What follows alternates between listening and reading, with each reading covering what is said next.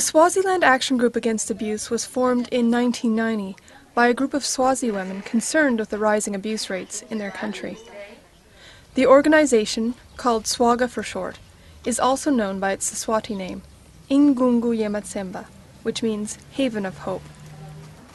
Over the years, SWAGAA has helped thousands of victims of abuse. Nombugiso Ntsele was one of them. Just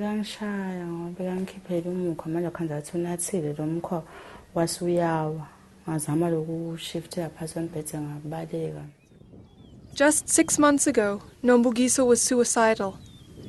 Her husband had forced her to leave their home to make room for his new girlfriend. She escaped with her 2 children, but her husband came after her and took them away. He wouldn't even let her see them. He went to South Africa in search of work, leaving them in the care of a 10-year-old maid. The baby was just 3 months old at the time. Nombugiso heard about SWAGAA when the organization held a meeting in her community. She decided to find out if they could help her.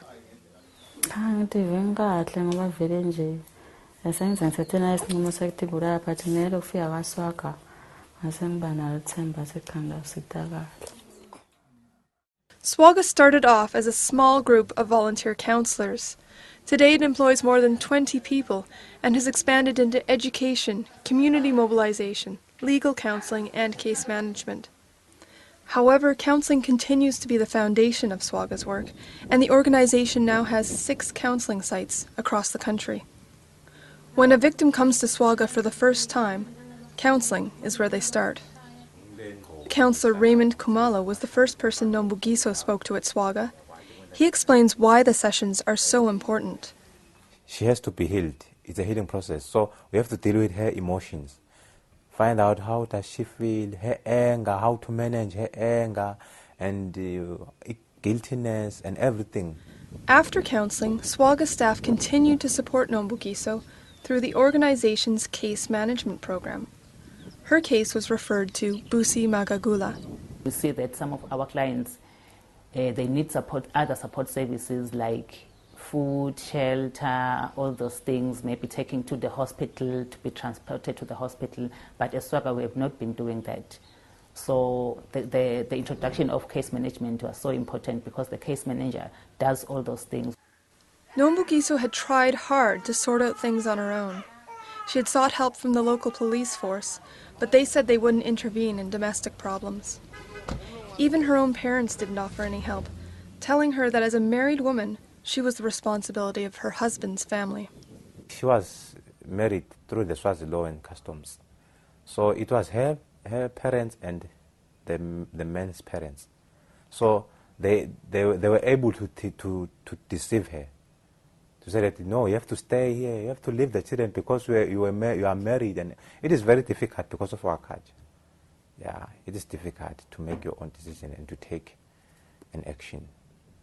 After SWAGAA staff members organized a meeting with Nombugiso's parents and her in-laws, she got the children back.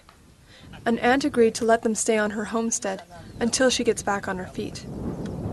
SWAGAA also referred Nombugiso to social welfare, who took her husband to court to make sure he paid child support.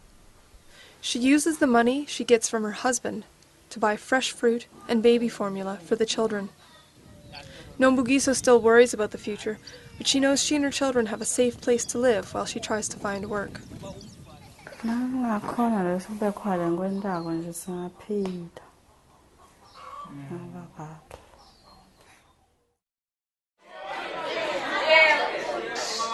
Part of SWAGAA's mandate is to educate the public about abuse. The organization's education team holds sessions in schools to teach children how to identify and report abuse. First they find it funny, then they see its reality, and then they start asking questions. And then that's where you get to get them to talk, and that they can take it back at home and engage their parents as well. Busi Ntsele has been part of SWAGAA's education team for 3 years. Here she's speaking to a group of 10 to 13-year-olds at Sidwashini Primary School in the rural Hoho district. The most important thing is for them to report. first of all. And then the second most important thing is for a child, if that child has already been abused, is to tell the child that it's not her fault, because you find that most of the children, they lose their dignity, they feel not confident enough, and they blame themselves for these things. SWAGAA has a toll-free hotline that victims can call to report abuse and to get counselling over the phone. After doing school presentations like this one, SWAGAA counsellors find that the number of calls to the hotline goes up dramatically.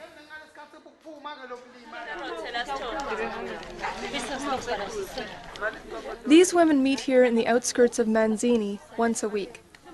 They make up one of SWAGAA's 38 self-help groups. The purpose of these groups is to empower rural women economically. Every week the women save up some money and bring it with them to the meeting. The money is pooled to provide microloans to group members.